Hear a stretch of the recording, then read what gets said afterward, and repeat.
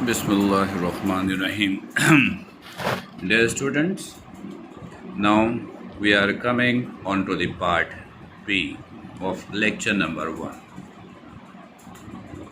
Lecture number 1 के part B में हम उन तमाम MCQs की सॉल्यूशंस को देखेंगे, उन लॉजिक्स और टेक्निक्स को देखेंगे जिस बेसिस पर इन MCQs को सॉल्व किया गया। स्टूडेंट्स, पार्ट्स 1 में हमने आपको MCQs प्रोवाइड किए थे और आपसे कहा था कि उन MCQs को अपने लॉजिक के बेसिस पर, अपनी इंफॉर्मेशन के बेसिस पर, अपनी टेक्निक के बेसिस पर सॉल्व कीजिए।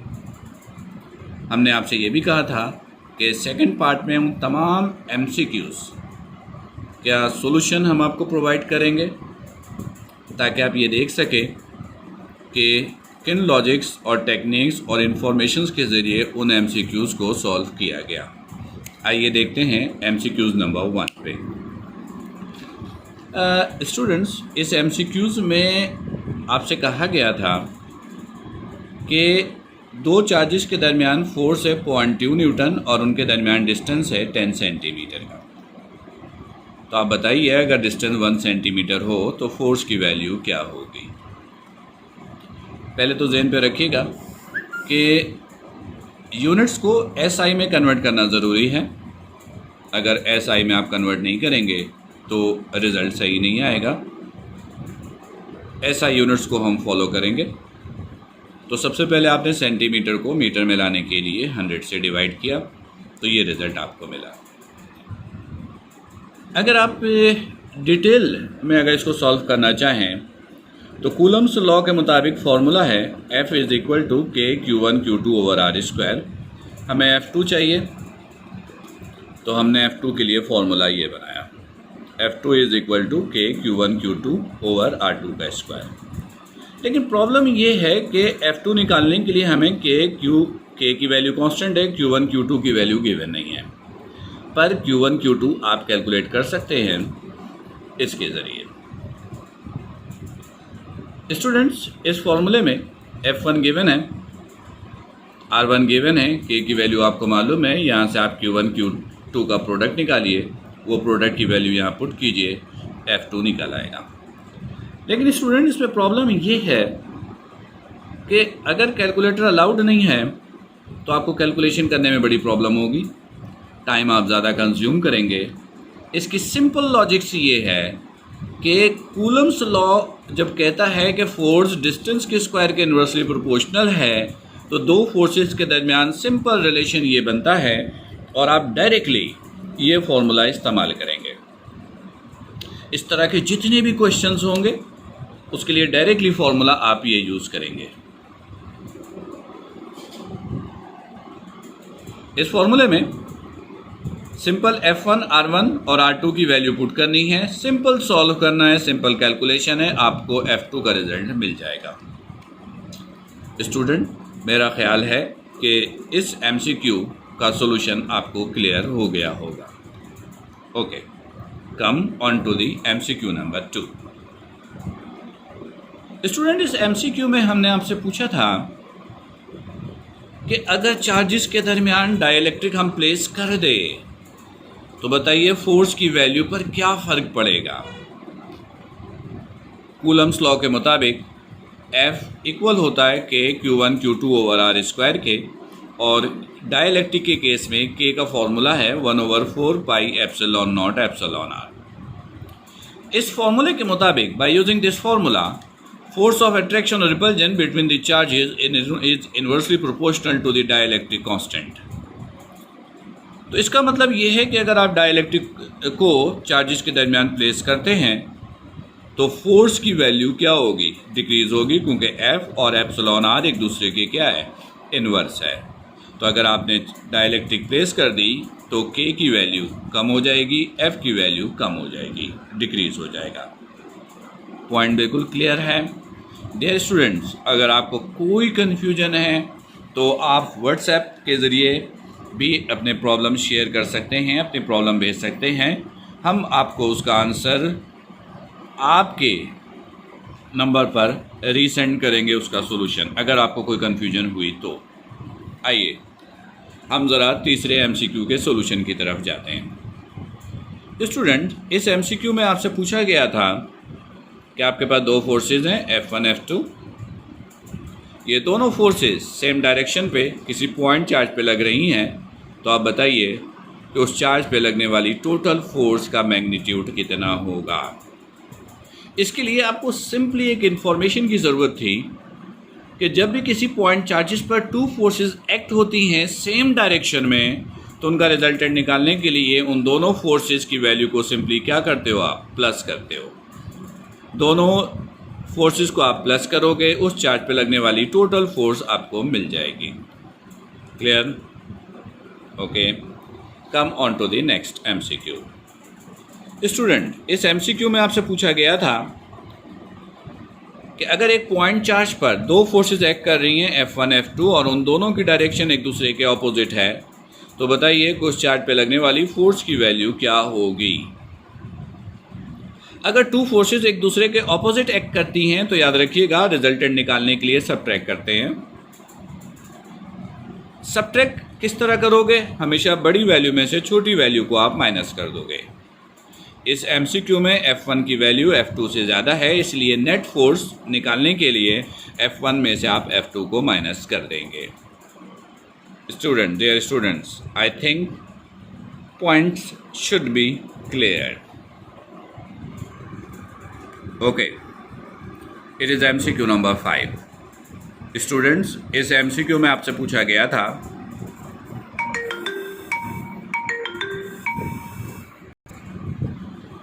इस एमसीक्यू में आपसे पूछा गया था कि अगर दो point charges F1 F2, two forces F1 and F2 एक पॉइंट चार्जेस पर एक्ट होती हैं और उनके दरमियान बनने वाला एंगल 60 डिग्री का है, तो उस पर टोटल नेट फोर्स अब कितनी होगी। फिगर में आप देख सकते हो कि F1 F2 टू फोर्सेस हैं और इनके दरमियान बनने वाला एंगल थीटा है। जब भी दो फोर्सेस के दरमियान कोई एंगल बन रहा हो, एंगल कुछ भी हो, तो उसके लिए रिजल्टेंट मालूम करने का फॉर्मूला आपके पास ये है। इसके लिए आप फॉर्मूला यूज़ करोगे F is equal to root F1 square plus F2 square plus 2F1 F2 cos theta. इस फॉर्मूले को हम लोग कोसाइन लॉ भी कहते हैं। Clear? Okay, come on to the solution of MCQ number 6। Student, इस MCQ में आपसे पूछा गया था कि आपके पास दो फोर्सेस हैं F1 और F2। F1 की वैल्यू 10 न्यूटन है, F2 की वैल्यू 4 न्यूटन है। ये दोनों एक पॉइंट चार्ज पर एक्ट कर रही हैं, लेकिन दोनों एक दूसरे पे परपेंडिकुलर है। तो अब बताइए कि उस पे लगने वाली फोर्स, नेट फोर्स कितनी होगी। याद रखें स्टूडेंट्स, जब भी किसी पॉइंट चार्ज पर टू फोर्सेस एक्ट करें और वो दोनों फोर्सेस एक दूसरे पे परपेंडिकुलर हों, तो उनका रिजल्टेंट निकालने के लिए पाइथागोरस थ्योरम आप यूज़ करते हो। अगर आप पाइथागोरस थ्योरम यूज़ करोगे तो रिजल्टेंट फोर्स का फॉर्मूला बनेगा ये, F is equal to root F1 square plus F2 square. Clear? Okay, come on to the next solution of next MCQ। Students, इस MCQ में आपसे पूछा गया था कि दो पॉइंट चार्जेस हैं, उनके दरमियान फोर्स F है और डिस्टेंस नॉर्मली R इस्तेमाल किया जाता है। अगर दो पॉइंट चार्जेस के दरमियान डिस्टेंस को हाफ कर दी जाए तो अब फोर्स की वैल्यू क्या होगी। तो स्टूडेंट्स, इसका रिज़ल्ट हासिल करने के लिए इस तरह के MCQs नॉर्मली पूछे जाते हैं और बड़ा कॉमनली MCQs है, और किसी भी टॉपिक, किसी भी फॉर्मूले से रिलेटेड ये MCQ हो सकता है। तो इसके लिए आप सिंपल एक टेक्निक यूज़ करेंगे। सबसे पहले आप ये चेक कीजिएगा कि आपको मालूम क्या करनी है। फ़िलहाल आपको यहाँ पर दो चार्जेस के दरमियान फोर्स मालूम करनी है, तो आप पता कीजिएगा कि चार्जेस के दरमियान फोर्स का फॉर्मूला क्या होता है। फोर्स का फॉर्मूला है कि Q1 Q2 over R square. Students, अब आप क्या करोगे कि सिंपली आप ये फॉर्मूला लिखिए के Q1 Q2 over R square. जो वैल्यू आपको मालूम करनी है आप उसका फॉर्मूला लिखिए, फिर आप ये साइन, डिवीजन का साइन यूज़ कीजिए।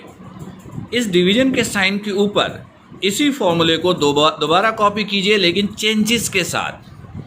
जैसे इस फॉर्मूले में f एज इट इज़ है, k एज इट इज़ है, Q1 एज इट इज़ है, Q2 एज इट इज़ है, डिस्टेंस को हाफ किया गया है, आप डिस्टेंस को हाफ कर दीजिए। फिर आप ऊपर नीचे कैंसिल कर दीजिए, नेट रिजल्ट जो भी बच जाएगा वो आपका आंसर होगा। जैसे यहाँ पर f से ये f कैंसिल, इससे ये पूरा ये कैंसिल, आर स्क्वायर से ये आर स्क्वायर कैंसिल। देखिए स्टूडेंट्स क्या रह गया, यहाँ रह गया 1, यहाँ रह गया 2 का स्क्वायर 4, और इसको आप सॉल्व करोगे तो आंसर विल बी 4। तो इस टेक्निक के ज़रिए इस MCQ को आप लोग अटेम्प्ट करोगे। क्लियर? इसी तरह का एक MCQ हमने आपको और दिया, जिसको आप लोग खुद से अटेम्प्ट कीजिएगा। इस MCQ में सिर्फ ये पूछा गया है कि अगर दो चार्जेस के दरमियान डिस्टेंस को 1/4 कर दी जाए तो अब फोर्स की वैल्यू क्या होगी। सेम पैटर्न यूज कीजिएगा और आपके पास इस MCQ का आंसर आना चाहिए 16 टाइम्स। डियर स्टूडेंट्स, अगर आपको कैलकुलेशन में कोई प्रॉब्लम फेस करनी पड़े तो आप व्हाट्सएप के ज़रिए मुझे मैसेज कर सकते हैं। मेरा नंबर है 0300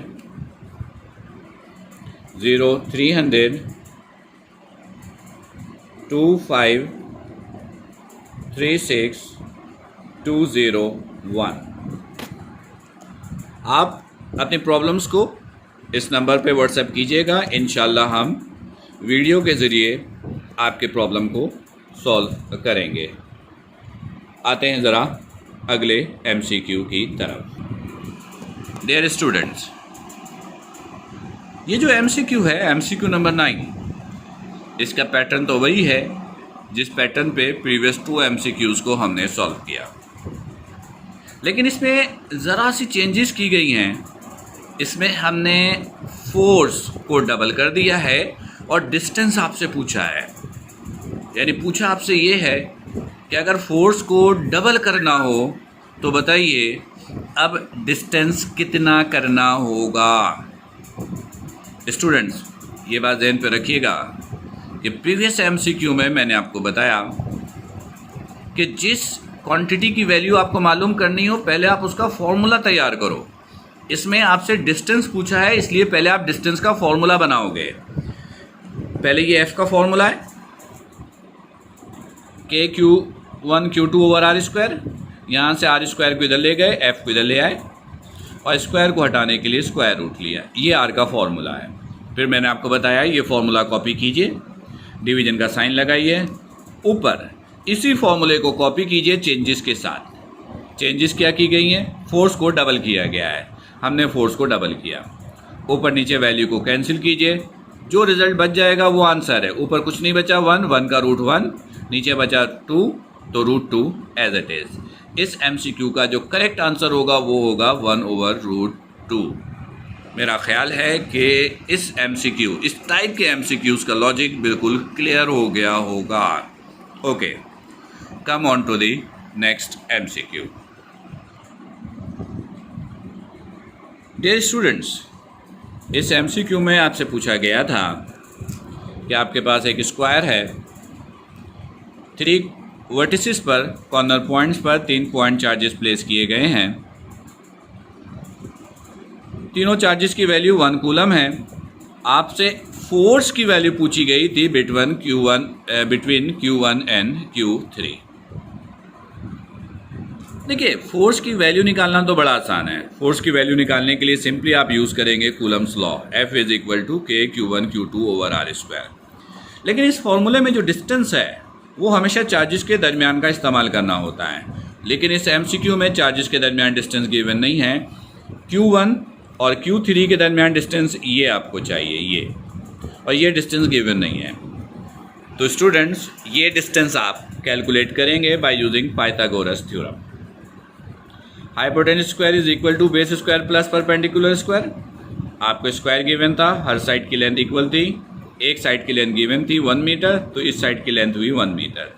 पाइथागोरस थ्योरम यूज़ किया तो हाइपोटेन्यूज की वैल्यू निकल आई √2 मीटर। इसके बाद आप सिंपली कूलम्स लॉ यूज़ करेंगे, के Q1 Q2 over R square. के की वैल्यू सेम रहने दिया आपने, Q1 Q2 की वैल्यू 1 कूलम गिवन है, आर की वैल्यू √2 पुट किया, स्क्वायर किया, ये कैंसिल हुआ। Correct answer will be K/2। Students मेरा ख्याल है कि इस MCQ का लॉजिक भी बिल्कुल क्लियर होगा। आइए इस MCQ की तरफ। स्टूडेंट्स इस MCQ में हमने आपको एक रेक्टेंगल दिया था और इस रेक्टेंगल में आपसे पूछा गया था कि अगर चार्ज Q1 Q2 पे जो फोर्स अप्लाई करता है उसकी वैल्यू गिवन है 10 न्यूटन, Q3 Q2 पे जो फोर्स अप्लाई करता है उसकी वैल्यू गिवन है 5 न्यूटन। तो आप बताइए Q2 पे लगने वाली फोर्स क्या होगी। आइए देखते हैं कि इस MCQ का सॉल्यूशन आपने किस तरह किया। देखिए ये रेक्टेंगल गिवन है, यहाँ पे चार्जेस पॉइंट चार्जेस हैं, पॉजिटिव है। पॉजिटिव चार्जेस का मतलब है चार्जेस के दरमियान रिपल्जन की फोर्स होगी। इन दोनों चार्जेस के दरमियान रिपल्जन की फोर्स डायरेक्शन ये हुई, हमने उस फोर्स को नाम दिया F1। इसी तरह Q2 और Q3 ये भी पॉजिटिव है, इनके दरमियान भी रिपल्जन की फोर्स होगी। ये रिपल्जन की फोर्स है, ये F2, दिस इज F2।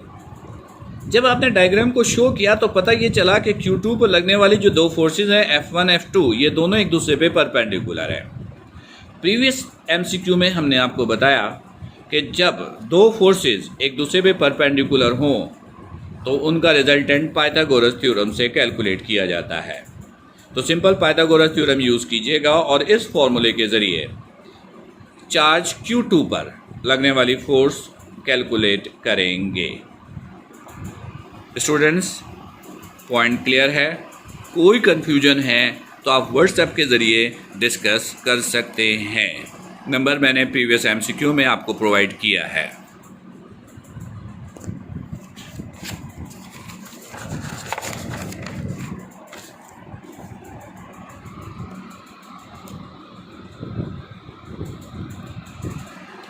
आइए स्टूडेंट्स आते हैं नेक्स्ट MCQ के सॉल्यूशन की तरफ।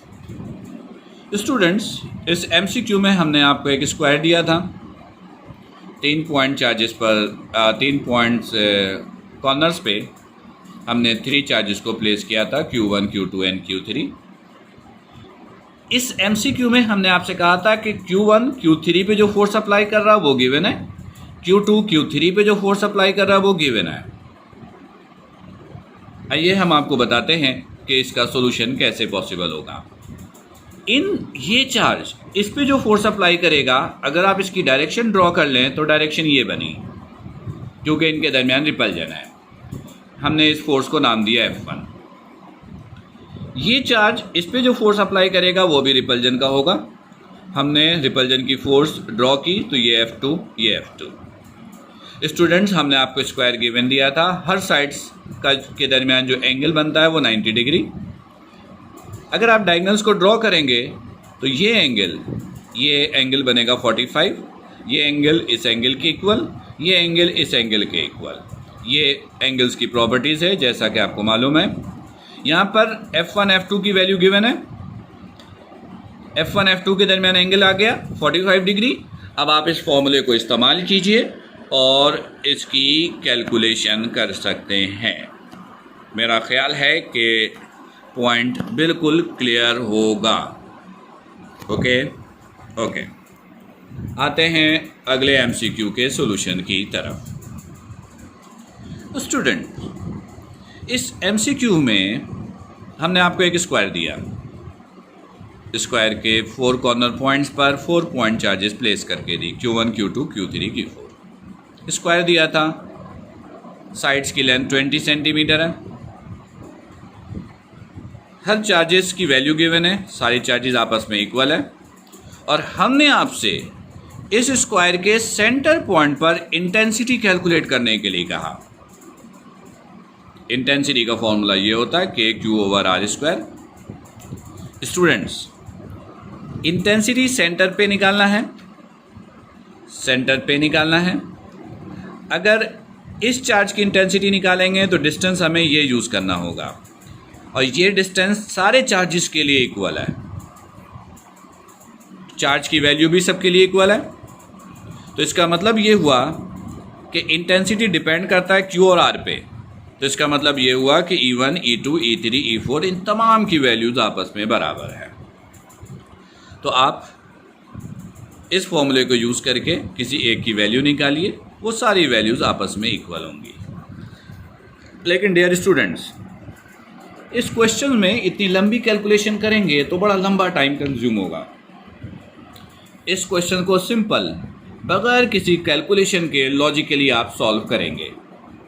देखिए, फर्ज कीजिए कि यहाँ पर आपके पास Q1, ये Q2, ये Q3 और ये Q4।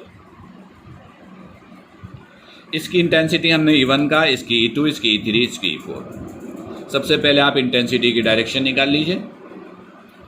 अगर चार्ज पॉजिटिव है तो इंटेंसिटी की डायरेक्शन आप towards the point where force is applied consider कर सकते हैं, और अगर चार्ज नेगेटिव होगा तो अवे फ्रॉम द पॉइंट भी आप ले सकते हैं। अगर आप चाहें तो आप इसको रिवर्स भी कर सकते हैं, इससे कैलकुलेशन पे कोई फर्क नहीं पड़ना है। यहाँ पे सारे चार्जेस पॉजिटिव है, तो E1, E2, E3, E4 इन तमाम की जो डायरेक्शन है वो है टूवर्ड्स द पॉइंट। अच्छा, अब आप यहाँ पर सबसे पहले E1 और E3 का रिजल्टेंट निकालिए। इनकी डायरेक्शन एक दूसरे का ऑपोजिट है, तो इनका रिजल्टेंट निकालने के लिए आप सबट्रैक्ट करोगे। E1 में से E3 माइनस किया, लेकिन सबकी वैल्यू बराबर है, तो E3 की जगह पुट किया E1 में से E1 0, यानी E1 और E3 का रिजल्टेंट आया 0। इसी तरह E2 और E4 का रिजल्टेंट निकालिए। E2, E4 की वैल्यू भी आपस में इक्वल है, E4 की जगह पुट किया E2, तो E2 में से E2 माइनस किया, रिजल्ट इज 0। अब याद रखिए स्टूडेंट्स, इस तरह की सिचुएशन आगे भी आ सकती है। यहाँ पे तो रिजल्टेंट 0 है दोनों, लेकिन अगर 0 नहीं हुआ तो याद रखिए कि जो ER1 और ER2 है, ये दोनों रिजल्टेंट, पार्शियल रिजल्टेंट आपस में एक दूसरे पे हमेशा परपेंडिकुलर होता है, और उनका रिजल्टेंट पाइथागोरस थ्योरम से आप निकालेंगे, जिसका रिजल्ट आएगा 0, क्योंकि ये रिजल्ट और ये रिजल्ट 0 है। स्टूडेंट्स, हम ज़रा आते हैं अगले MCQ के आंसर की तरफ। स्टूडेंट, इस MCQ में हमने आपसे कहा था कि आपके पास दो चार्जेस हैं, एक प्लस और एक माइनस। दोनों चार्जेस एक दूसरे से 40 सेंटीमीटर के डिस्टेंस पर प्लेस किया गया था। फिर हमने एक नया चार्ज +2 कूलम का इन दोनों चार्जेस के बिल्कुल दरमियान में प्लेस कर दिया था। फिर हमने आपसे पूछा था कि ये जो चार्ज +2 कूलम जो इन दोनों चार्जेस के बिल्कुल दरमियान में रखा था, इन चार्जेस की अट्रैक्शन रिपल्जन फोर्स की वजह से ये चार्ज किधर मूव करेगा। तो स्टूडेंट्स, इसके लिए आपको किसी कैलकुलेशन की ज़रूरत नहीं, लॉजिकली आप इसका आंसर डिटरमाइन करेंगे। ये चार्ज पॉजिटिव, ये पॉजिटिव, प्लस प्लस के दरमियान होगा रिपल्जन, रिपल्जन की वजह से ये चार्ज मूव करेगा राइट, ये मूव करेगा लेफ्ट। आइए इसकी तरफ, ये नेगेटिव, ये पॉजिटिव, ये प्लस माइनस अट्रैक्शन, अट्रैक्शन की वजह से ये चार्ज मूव करेगा लेफ्ट और ये चार्ज मूव करेगा राइट। स्टूडेंट्स, आपने देखा कि जब दोनों चार्जेस की फोर्स की मदद से हमने डायरेक्शन निकाली, तो इस चार्ज पर लगने वाली दोनों फोर्स की डायरेक्शन राइट हैंड की तरफ आ रही है। इसका मतलब है कि इन दोनों की मदद से जो फोर्स इस चार्ज पर अप्लाई होगी, उस फोर्स की मदद से ये चार्ज मूव करेगा टूवर्ड्स नेगेटिव चार्ज।